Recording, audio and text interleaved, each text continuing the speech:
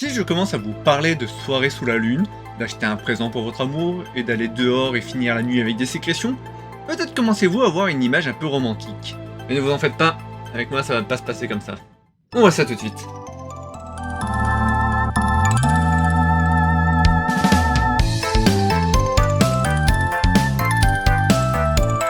Vous vous rappelez, dans la précédente vidéo, j'ai commencé à vous mettre tout de suite un peu la pression en vous disant qu'à partir du chapitre 2, ça va être plus compliqué. Eh bien, je pense qu'il est temps de donner un peu le ton en voyant pas non pas une clé, non pas deux clés, non pas trois clés, non pas quatre clés, mais bel et bien 5 clés. Et franchement, si quelqu'un a la référence, eh bien chapeau, et vous êtes vieux.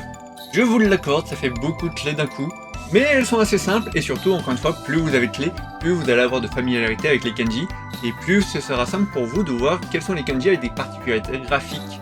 Ce qui va notamment bien nous servir pour la leçon suivante. Alors déjà, première clé, le couvercle. Littéralement le pictogramme d'un couvercle de casserole ou de poêle. Et ça ressemble à ça pour les plus jeunes d'entre vous, ou les plus allergiques à la cuisine. Et comme c'est un couvercle, il se retrouve généralement en haut du kanji. Ensuite, vous vous rappelez quand j'ai dit que tout ce qui se ressemblait à une petite virgule, de près ou de loin, était une goutte? Eh bien, il y a une exception, lorsqu'elles sont généralement posées de manière symétrique sur un élément, comme vous pouvez le voir dans ces différents exemples. Dans ce cas, on parle de cornes. Parfois, il y a même un trait reliant ces cornes, pour mieux visualiser. Après vient le filet, un simple pictogramme de filet à 3 mailles. Il existe plusieurs variantes, mais ne vous en faites pas, on verra quasiment uniquement cette forme-là. On a également la divination, et pour réussir à faire ça, on peut avoir ici un bâton avec un gris-gris quelconque attaché, des plumes, un ruban, enfin bref, plein de choses donc. Et on finit quand même sur une clé un peu plus compliquée. Ah oui, il en faut quand même bien une, sinon ce serait pas drôle. Et c'est celle de l'hiver. Et j'avoue que je n'ai pas trop d'idées. On dirait une main, mais encore plus recroquevillée à cause du froid de l'hiver, ce qui explique ce trait supplémentaire. Regardez, on voit bien un pli de peau supplémentaire là quand je presse vraiment la main. Enfin voilà, ça fait déjà une belle introduction avec plein de choses à retenir déjà. Maintenant on va voir des kanji un peu plus simples parce que bon, mon but c'est quand même pas de vous faire partir directement. Le caractère soi-même. En France, on parle de poutre dans l'œil lorsque l'on reproche à quelqu'un quelque chose que l'on fait soi-même. Eh bien au Japon, on parle de goutte dans l'œil. Je précise mais c'est pas vrai. D'ailleurs, si vous passez des portes automatiques au Japon, vous verrez l'association du caractère soi-même et bouger pour tout simplement dire que ce sont des portes automatiques, des portes qui bougent elles-mêmes. Bon, est-ce que vous vous rappelez de notre coquillage? Sinon, vous pouvez retourner voir la vidéo 2. Regardez, j'ai ajouté à côté des clés une petite référence à la vidéo dans laquelle on voit cette clé. On commence mine de rien à avoir un certain nombre de kanji, donc ça me semble important de pouvoir retrouver facilement une vidéo si on en a un doute. Donc le caractère acheté. Imaginez-vous faire une petite balade sur la plage, et vous décidez d'offrir le plus joli coquillage à votre cher et tendre. Oui, je suis sûr qu'il y a des gens qui font ça, même parmi vous. On vous juge pas, promis. Pour cela, vous partez avec votre filet, mais vous vous rendez vite compte que c'est assez pénible en fait. Et donc vous préférez tout simplement aller en acheter un au magasin. Pour la santé, la bonne dose de romantisme là, et pour continuer dans cette ambiance, on peut penser à la suite, à la soirée qui va avoir lieu. Soirée qui elle-même aurait pu être romantique. Mais un gros nuage noir décide de passer devant la lune, ce qui fait qu'on ne la voit plus que de travers, et qu'elle perd un trait. Et maintenant, si on a ce nuage 2 soirs de suite... Encore. Ça fait beaucoup là, non? Sinon, vous pouvez aussi voir ça comme étant le nombre de soirs avant de revoir votre amour. 2 soirs à attendre peuvent sembler très longs lorsqu'on est vraiment impatient, et ça peut donc paraître comme étant beaucoup trop de soirées. Changeons un peu de registre et passons maintenant de la soirée romantique à la soirée mondaine, celle où vous en entendrez un nom à toutes les bouches, celle de la célébrité présente à la soirée. Et il est assez simple de retenir les deux sens. Être célèbre consiste à avoir un nom. Non, pas ce genre de nom. Maintenant, avant de sortir de cette soirée, je vous conseille de vous armer de votre baguette de divination. En effet, on ne sait jamais qui peut rôder dehors à cette heure.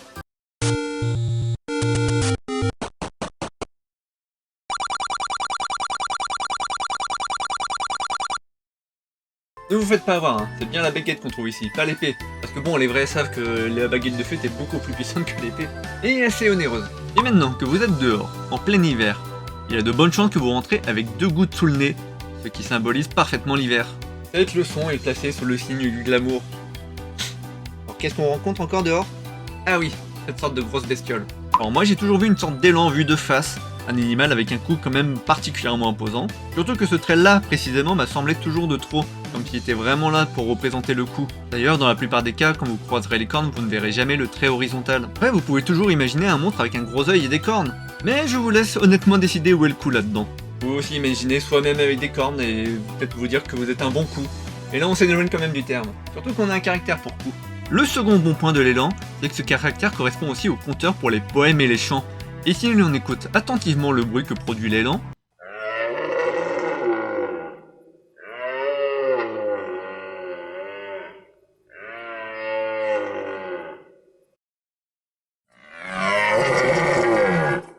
découvrir un son très mélodieux, voire une certaine poésie qui nous aidera à mémoriser ce caractère. Bon, tout ça se passe en été, mais notre bestiole perd ses cornes en hiver. Alors je sais, ça peut sembler bizarre de parler d'un phénomène d'hiver pour penser à l'été, mais que voulez-vous, hein, c'est pas moi qui ai créé les kanji. Mais voilà, après toutes ces belles escapades, nous sommes enfin rentrés à la maison. Et il reste une chose à faire en ce soir. Oui, la lune est encore plus déformée avec le temps qui passe. Vous pourriez même voir l'hiver avec une goutte dedans si vous voulez. Et que décide notre homme? Eh bien, il décide de poser un couvercle sur la casserole de nourriture afin de s'assurer que le chat ne vienne pas tout manger durant la nuit. Et enfin, notre homme fait visiblement une dernière chose la nuit qui implique de l'eau. Pour nous donner du liquide ou des sécrétions? Je vous laisse vous faire votre propre image, comme un verre d'eau sur la table de chevet, par exemple. C'est très bien un verre d'eau. J'espère que cette première leçon du chapitre 2 vous aura plu et que tous ces kanji et toutes ces nouvelles clés vous auront éveillé les neurones pour être prêts à attaquer les prochaines leçons. Mais à la semaine prochaine. Pour l'instant, bon révisionnage et bon apprentissage. Enfin un truc comme ça.